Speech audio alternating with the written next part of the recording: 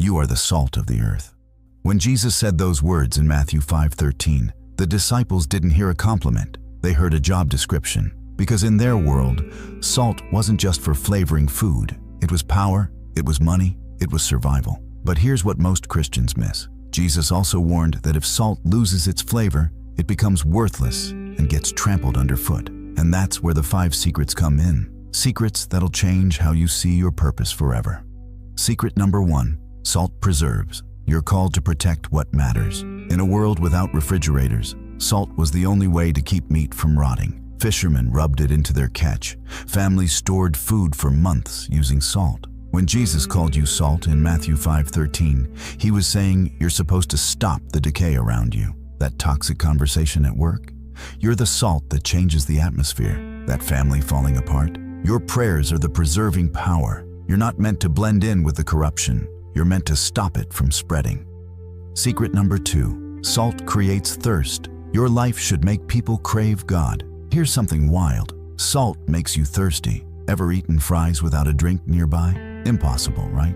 Colossians 4:6 says, "Let your conversation be always full of grace, seasoned with salt." Your life should make people so curious about your peace, your joy, your stability, that they get thirsty for what you have. Not because you're preaching at them, but because they see something in you they desperately want. When people watch how you handle stress, betrayal, or loss, they should walk away thinking, I need whatever that is. Secret number 3, salt adds flavor. You make life better wherever you go. Bland food is forgettable, but add a pinch of salt, everything changes. You're not called to be boring, religious, or stiff. You're called to make life better. Romans 12:2 talks about being transformed, not conformed. That means you bring heaven's flavor to earth's situations. Your workplace should be better because you're there. Your friendships should be richer. Your family should experience more laughter, more hope, more life. If people don't notice when you're gone, you might need to check your saltiness.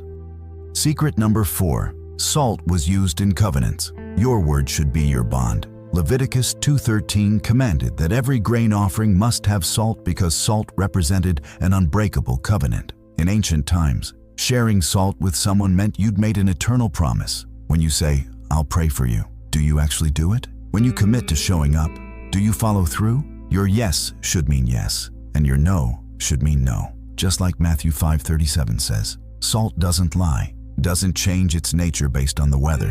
Your integrity should be just as reliable. Secret number 5, saltless salt gets thrown out. You can lose your influence. Here's the scary part. Matthew 5:13 warns that if salt loses its flavor, it's good for nothing but to be thrown out and trampled underfoot.